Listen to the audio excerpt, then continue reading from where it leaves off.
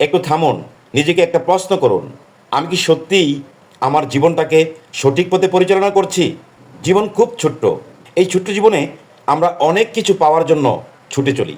টাকা, সম্মান, পরিচিতি আর মানুষের ভালোবাসা। কিন্তু কখনো কি ভেবে দেখেছি এই দৌড়ের শেষে আমরা কি নিয়ে ফিরব?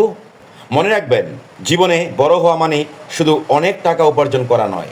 বড় হওয়া মানে একজন ভালো মানুষ হওয়া, কারো উপকারে আসা, কাউকে কষ্ট না দেওয়া এবং নিজের ভুল থেকে শিক্ষা নিয়ে প্রতিদিন একটু একটু করে বদলে যাওয়া। মানুষ আপনার সাফল্য দেখবে, কিন্তু আপনার পেছনের সংগ্রাম দেখবে না। তাই অন্যের জীবনে সঙ্গে নিজের জীবনকে তুলনা করবেন না। আপনার পথ আপনারই। আজ হয়তো আপনি পিছিয়ে আছেন, কিন্তু তাই বলে আপনি শেষ হয়ে যাননি। হাল ছেড়ে দেবেন না, ধৈর্য ধরুন, চেষ্টা চালিয়ে যান আর আল্লাহর উপর ভরসা রাখুন। কারণ জীবনের প্রতিটি অন্ধকার রাতের পর আপনার গল্প এখনো শেষ হয়নি।